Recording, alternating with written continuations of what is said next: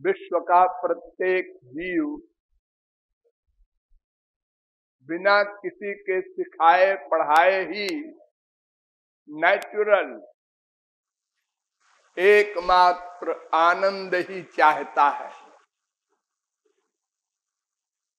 क्यों?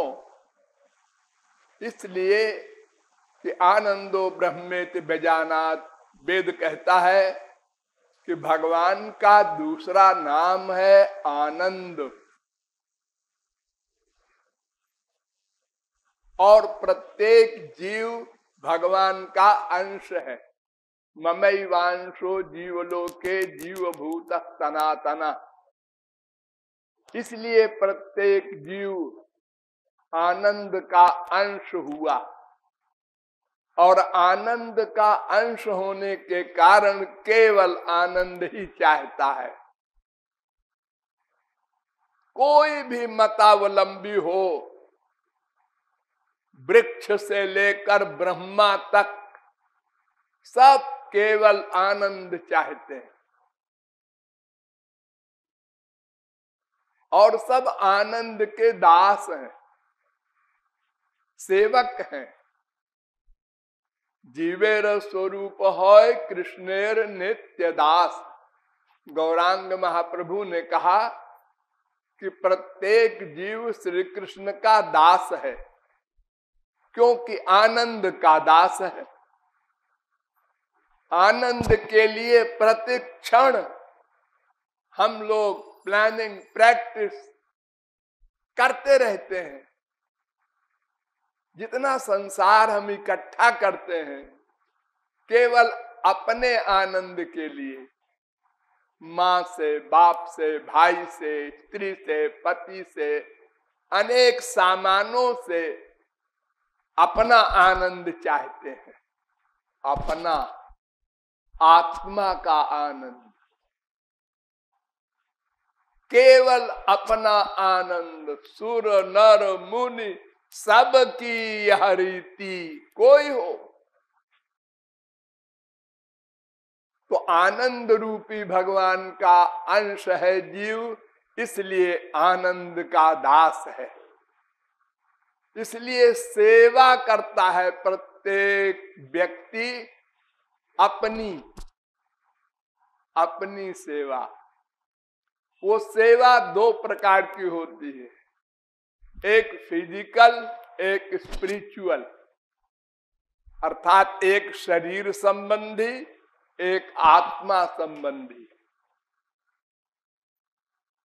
बस जो शरीर संबंधी ही सेवा करता है वो बुद्धू है, और जो आत्मा संबंधी सेवा करता है वो बुद्धिमान है।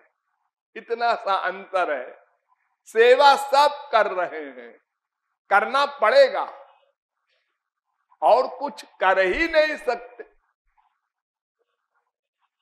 क्योंकि हमको आनंद चाहिए। आनंद के लिए हम प्रयत्न करेंगे। अब बुद्धि ने जैसा कहा, यहां आनंद है, वहां भाग पड़े। फिर बुद्धि ने कहा यहां नहीं है, यहां है, वहां भाग पड़े। बस आनंद के लिए हम भागते फिर रहे हैं। आत्मा का आनंद भगवान से ही मिलेगा। शरीर का आनंद संसार से ही मिलेगा। दोनों अलग अलग सब्जेक्ट हैं। आत्मा भगवान का अंश है, इसलिए आत्मा का आनंद परमात्मा से मिलेगा। और शरीर माया का बना है और संसार माया का बना है, इसलिए शरीर का सब्जेक्ट संसार है। ये जो 5 ज्ञानेंद्रियां हैं, इनका जो सब्जेक्ट है शब्द, स्पर्श, रूप, रस, गंध, हम यही तो चाहते हैं संसार से। लेकिन हम ये भूल जाते हैं कि हम शरीर नहीं हैं, आत्मा है। हम बोलते भी तो है हमारा शरीर कमजोर हो गया, हमारा शरीर बूढ़ा हो गया, हमारा मन खराब हो रहा है, हमारी बुद्धि बिगड़ गई, ये सब हमारे हैं। जो हमारा है वो हम नहीं हो सकता।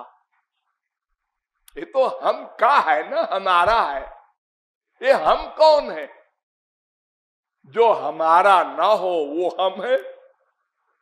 वो हम है आत्मा, जीव, जो शरीर छोड़ने के बाद जब चला जाता है तो हम इस शरीर को मिट्टी कह देते हैं और बड़े बड़े प्यार का दावा करने वाले माँ बाप बीबी पति घर से बाहर निकाल देते हैं।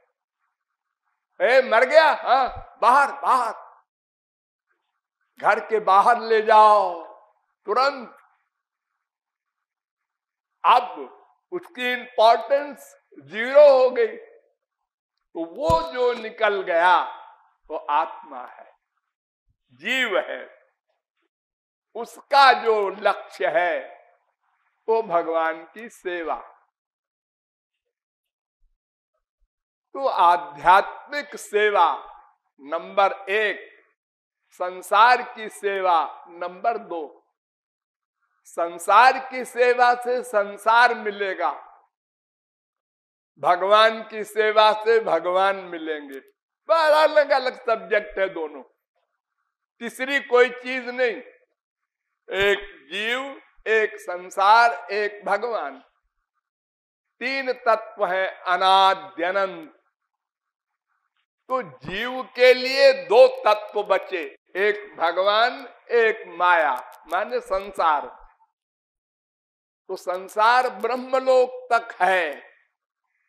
स्वर्गलोक आप लोग नाम सुनते हैं ना, वहां भी माया है, वहां भी आत्मा का आनंद नहीं है। आत्मा का आनंद केवल श्री कृष्ण के पास है, भगवान के पास है। तो इस प्रकार सेवा भी 2 प्रकार की हो गई, एक संसार की सेवा, एक भगवान संबंधी सेवा। और सेवा करना पड़ेगा सबको।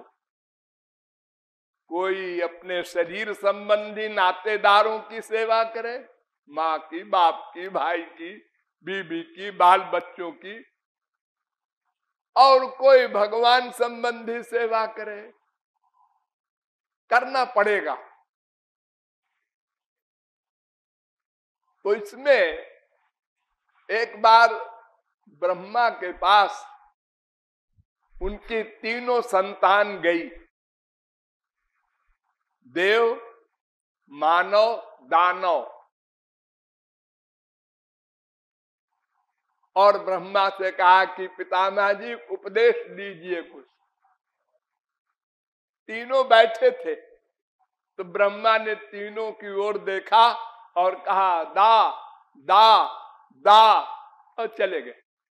हो गया लेक्चर, दा दा दा। अब देवता लोग मीटिंग करने लगे, भाई ये पितामह जी ने दा कहा, क्या मतलब है इसका। और मनुष्यों ने भी विचार विमर्श किया, दानवों ने भी विचार विमर्श किया, ये दा माने क्या। कहे पितामह जी से पूछे तो उन्होंने कहा दाम्यत दत्त दयाध्वम।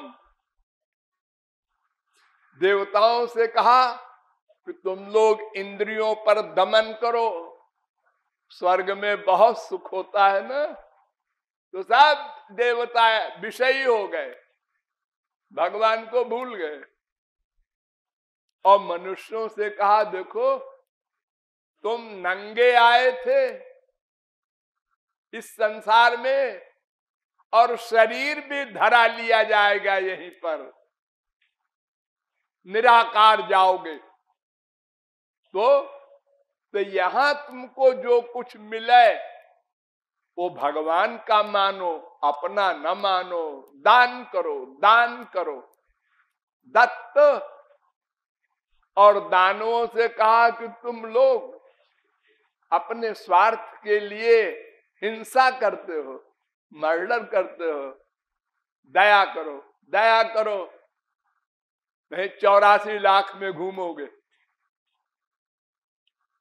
तो हम लोगों के लिए पितामह ने उपदेश दिया कि दान करो। तुलसीदास ने भी लिख दिया, प्रकट चारि पद धर्म के, कालीमह एक प्रधान, ये न के न विधि दान, दीनऊ दान करई कल्याण।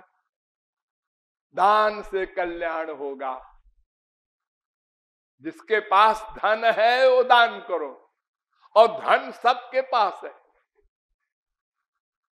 कोई बिल गेट्स है, कोई खाली करोड़पति है, कोई लखपति है, कोई हजारपति है, किसी के पास 10-20 पैसा है, भिखारी है सबके पास। सब कपड़ा पहनते हैं, सब रोटी खाते हैं, तो कुछ न कुछ तो सबके पास है। उसी में से अंश का दान करो। गरीब का 1 पैसा अमीर के 1 अरब के बराबर है। भगवान के यहाँ संख्या नहीं देखी जाती, ये देखा जाता है कि तुम्हारे पास कितना है टोटल। 10 करोड़। दान कितना किया? 100 रुपया। अच्छा, इतने मक्कार हो। बाकी का क्या हुआ? वो नाती पोता के लिए छोड़ के मर गए। वो और आवारा हो जाएंगे जिनको छोड़ के तुम मर गए हो, क्योंकि उनको पका पकाया मिलेगा। तो वो क्यों मनुष्य बने रहेंगे? तो दत्त बार बार उपदेश करते हैं। वेद व्यास से पूछा एक ने कि कोई दरिद्री क्यों होता है और कोई बड़ा अमीर क्यों हो जाता है? एक मामूली पढ़ा लिखा, हाई स्कूल भी नहीं और अरबपति, उसके यहाँ नौकर चाकर हैं, बड़े बड़े क्वालिफाइड लोग। हाँ, ऐसा क्यों होता है? तो ब्रह्मा ने कहा कि तदानाच्च भवे दरिद्री, दरिद्र भावाच्च करोति पापम। जो मानव देह पाकर और प्रारब्धवश धन पा लेता है, अधिक अपनी आवश्यकता से अधिक, भगवान ने बड़ी चालाकी की है, सबका पेट बराबर बनाया है। बल्कि भिखारी ज्यादा खाता है पैसे वालों से। पैसे वाला 2 रोटी खाएगा, भिखारी 10 रोटी खा लेता है। तो अब जब अधिक हम खा नहीं सकते तो पैसे का क्या करेंगे? उसको इकट्ठा करेंगे। दानम भोगो नाशः, तिस्रो गतयो भवन्ति वित्तस्य। पहली गति दान, दूसरी गति भोग, तीसरी गति इकट्ठा करके छोड़ जाओ। ये 3 गति है धन की। तो जो न ददाति न भुंगते, तो तीसरी गति फिर उसकी होगी 84 लाख योनियों में घूमना। तो ब्रह्मा ने कहा कि जो दान नहीं करेगा, अपने शरीर की आवश्यकता की पूर्ति तक का मनुष्य भगवान के कानून के अनुसार अधिकारी है। उसके आगे उसके पास जो है उसको दान करना चाहिए। बस ये कानून है। अधिकम जो अभिमन्येत सस्तेनो दंडमर्हति। अगर कोई नहीं करता दान तो दरिद्र होगा अगले जन्म में, फिर पेट के लिए पाप करेगा, चोरी करेगा, डकैती करेगा और फिर पाप करने से नरक जाएगा। तो ये तमाम प्रकार का वैषम्य जो संसार में दिखाई पड़ रहा है इसीलिए है कि हमने अपनी ड्यूटी का पालन नहीं किया। एक ने खूब दान किया, अगले जन्म में करोड़पति हो गया बिना परिश्रम के। अरे आजकल तो लॉटरी भी खुल जाती है 1-1 करोड़ की। उसने कौन सा परिश्रम किया कमाने में? और कमाने में भी एक आदमी दिन भर लगा है, रात भर लगा है, घाटा हो गया, दिवालिया हो गया। और एक व्यक्ति मटर गश्ती करता रहता है और व्यापार भी करता है तो करोड़पति हो जाता है। ये पूर्व जन्म की कमाई मिलती है। हमने पहले दान दिया है तो इस जन्म में भगवान उसका फल देते हैं। हमको अगले जन्म के लिए सोचना चाहिए और सोचकर दान करना चाहिए।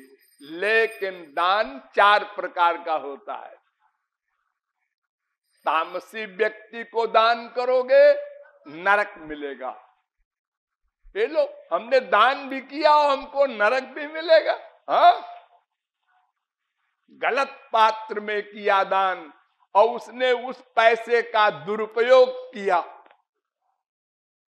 तो तुम भी शरीक हुए अपराध में। और अगर राजसी व्यक्ति को दान करोगे राजसी फल मिलेगा। सात्विक व्यक्ति को दान करोगे तो स्वर्ग मिलेगा। ये तीनों नश्वर हैं। और अगर भगवान के निमित्त दान करोगे तो भगवत कृपा मिलेगी, भगवान की वस्तुएं मिलेंगी, यानी दिव्यानंद मिलेगा, भगवान का लोक मिलेगा। दान के ही फल से हरिश्चंद्र वगैरह महापुरुष हो गए, गोलोक में चले गए केवल दान करने से।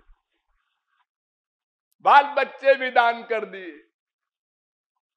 बलि वगैरह बड़े बड़े दानी हमारे इसी भारत में हुए हैं, खाली दान के बल से, कोई तपस्या नहीं की। तो जो भगवान के निमित्त दान है वही सर्वोच्च है, उसी से हमें लक्ष्य की प्राप्ति होगी।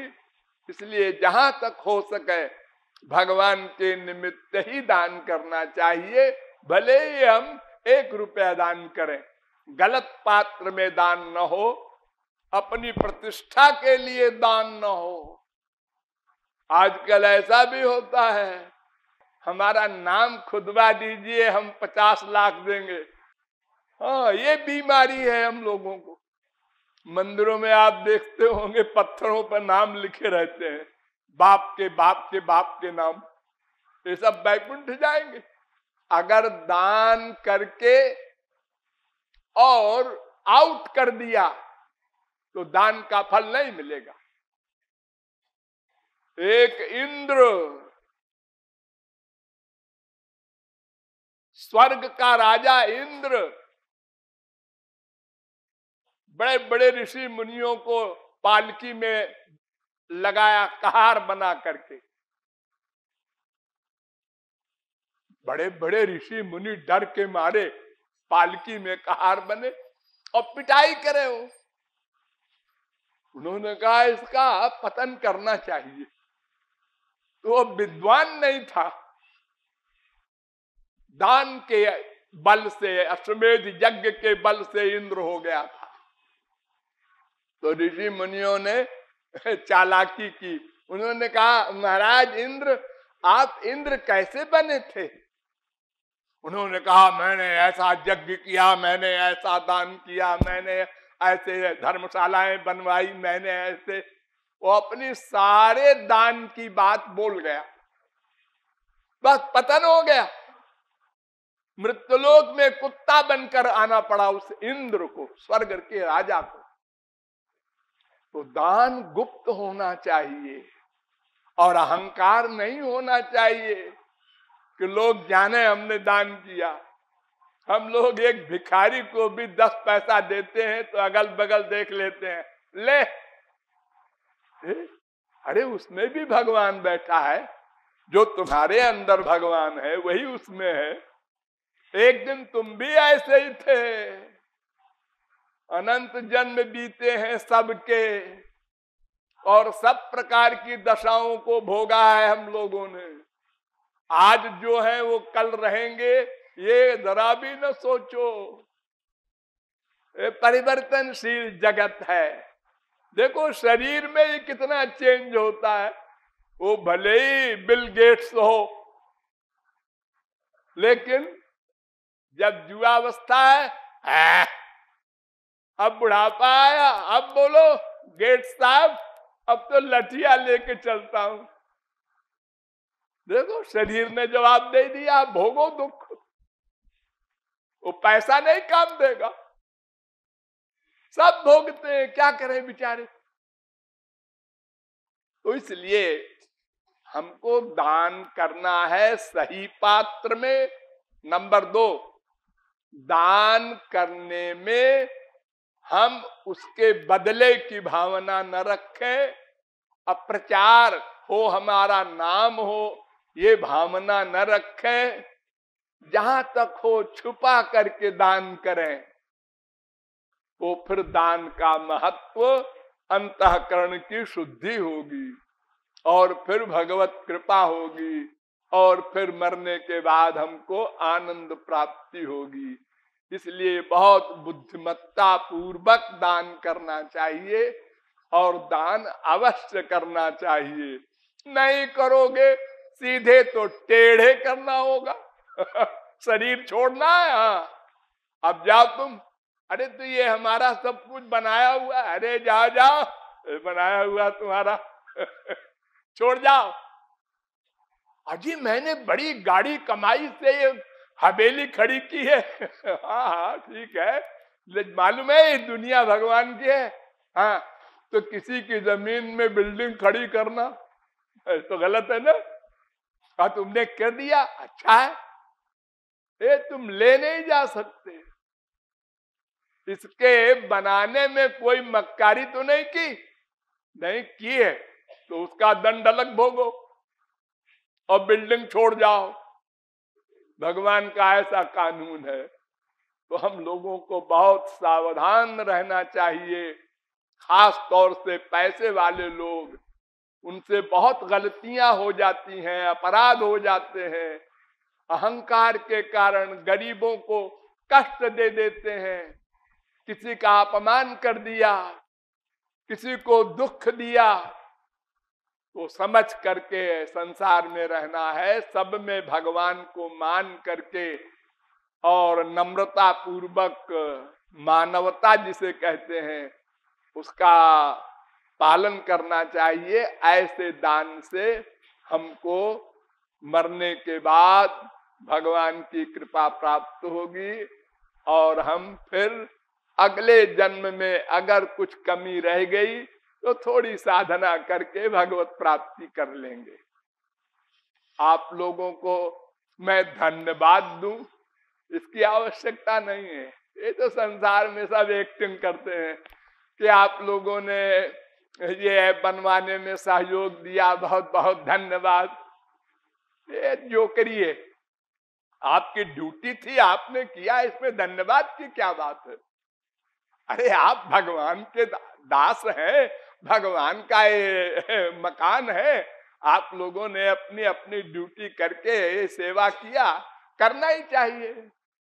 इसमें अहंकार की बात नहीं है, हाँ साहब मैंने किया, और करना चाहिए, और अधिक परमार्थ की भावना बनाना है, और आगे बढ़ना है भगवान के पास। तभी तो हम एक दिन भगवत प्राप्ति करेंगे। शेष फिर